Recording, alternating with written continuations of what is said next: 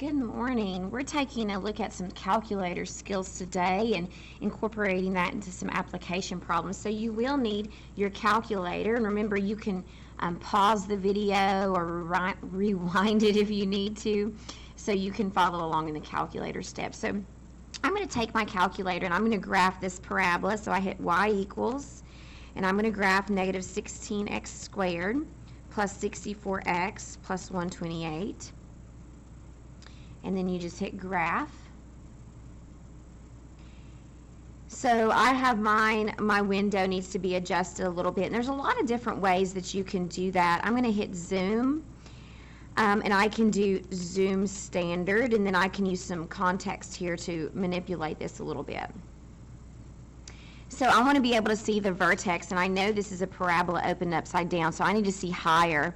I also know the y-intercept is 128, so I want to see above 128. So if you go to window, I can take the y max, and I need to see above 128. Let's try 150. Okay, so I'm going to raise a little bit higher. We'll try 200. There we go.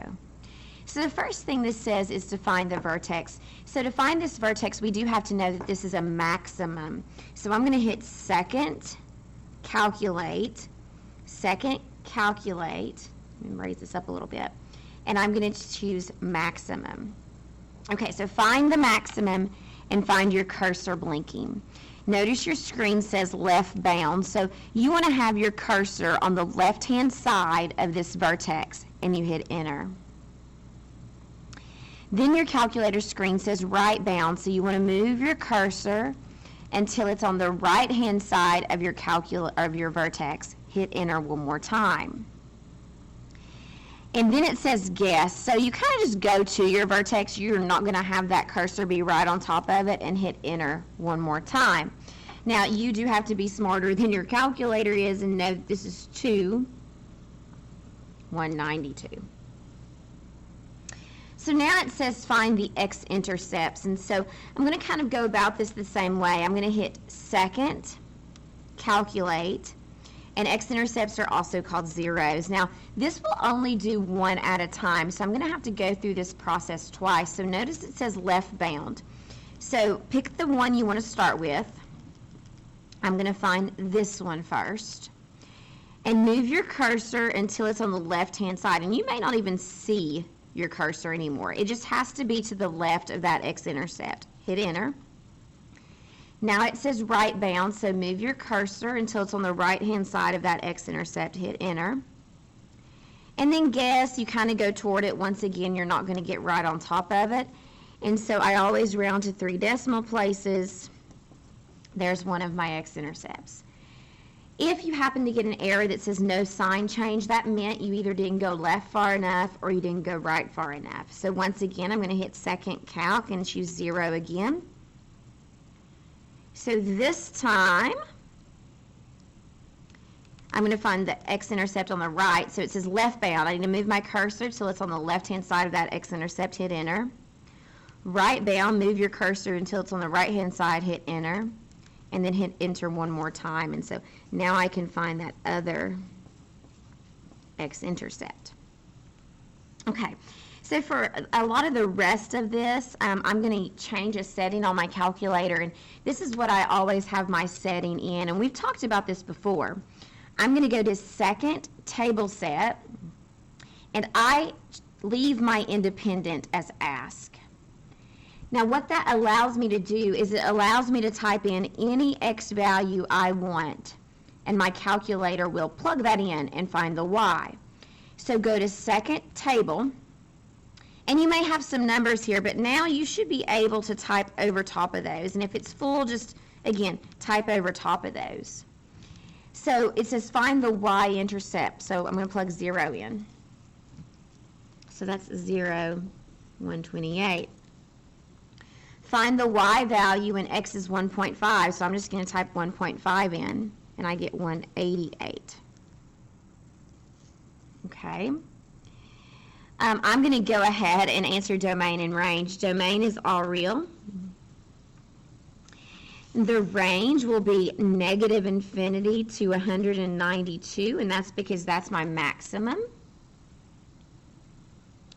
Let's go ahead and answer this question. I need to find an f, so of 0.2, so I need to plug in 0.2.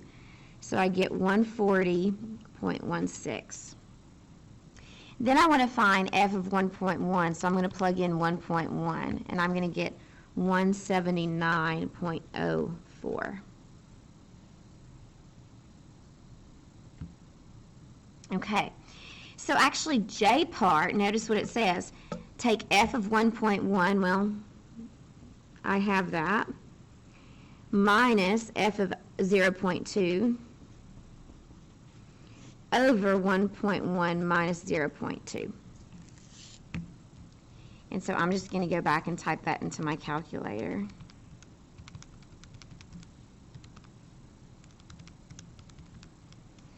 And so I get 36. Okay, we'll talk more about that later. So let's go back to this one. So it says, determine the x value when y is 20. So unfortunately on your table, on your calculator, you are not going to be able to type a 20 in for y.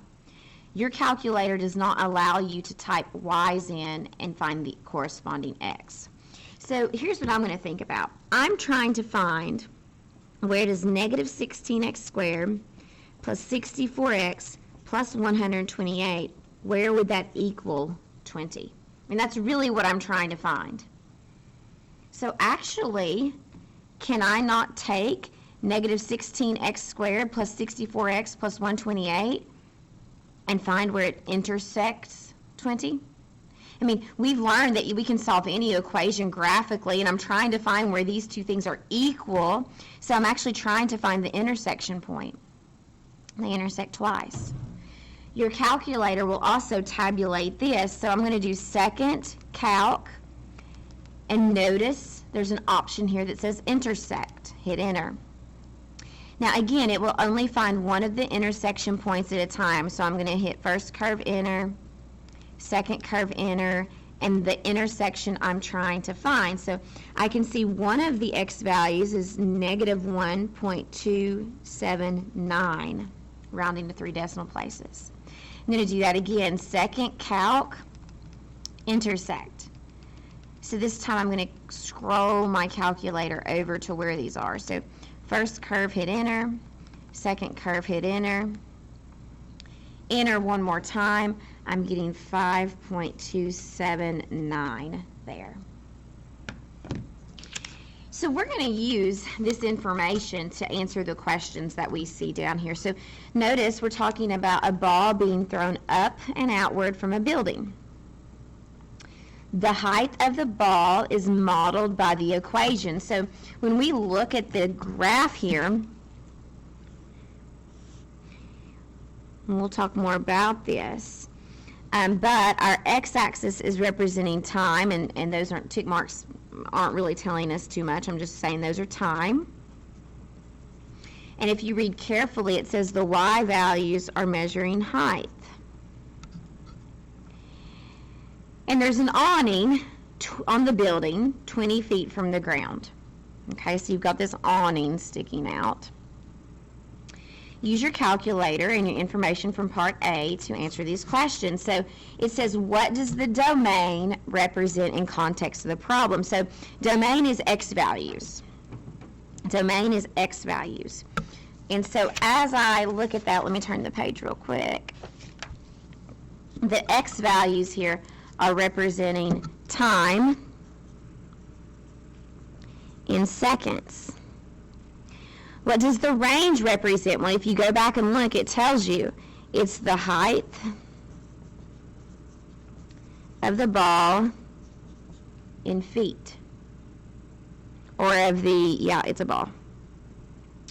What's the y value of the vertex representing? Well, if y is height, isn't that the maximum height of that ball?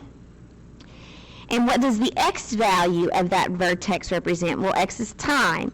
So that represents the time after the ball is released to to reach the max height. What does the x-intercept represent? So as we think about the x-intercepts, we know that's where y is 0, so that actually means that's where the height is 0. So won't that represent when the ball hits the ground? And then the next question says, do they both apply? Well, let's think about this. You had an x-intercept at negative 1.279. Well, that's talking about a negative time. Are you going to have a negative time? Well, no. So no negative time there. All right, I may have to flip back and forth here so we'll turn the page. Okay, so when it says when you determined the y value for the x of 1.5, what were you actually finding in context of the problem? So that's a time. So you were finding the height of the ball at 1.5 seconds. When you determined the x value for a y value of 20, what did you find? Well, it kind of depends. 20, if you go back and read the problem, is where the awning was. The awning is at a height of 20 feet. So you're actually finding when, because x is time, ball is the same height as the awning. Of course, that's from the ground. So then it says, what is the domain? So initially we had said our domain is all real, but the thing is we're not going to have a negative time. So we're going to start at time 0. That's right when, or right at the moment before the ball's released. And then we also know that once this ball hits the ground, it's not going anywhere else. So I'm going to have to flip back. So this hits the ground at 5.279 seconds. Then it asks you, what's the contextual range? Well, again, we don't need a negative height. This ball is not going to go in the ground, so it'll be ground level. And then it has a maximum height at its vertex, which is at 192.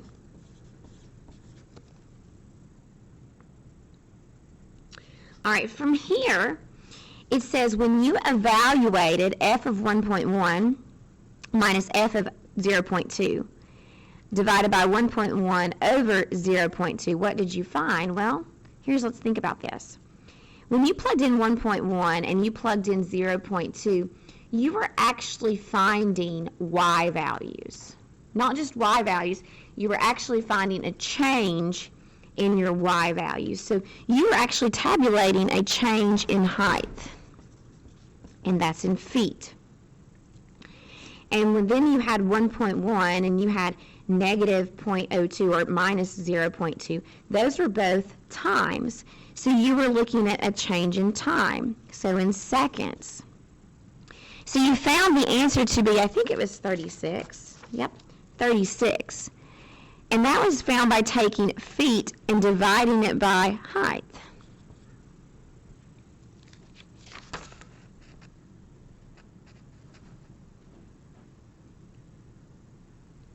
So you were actually calculating the speed of the ball between 0.2 seconds and 1.1 seconds. By the way, this process has a name for it. It is called average rate of change.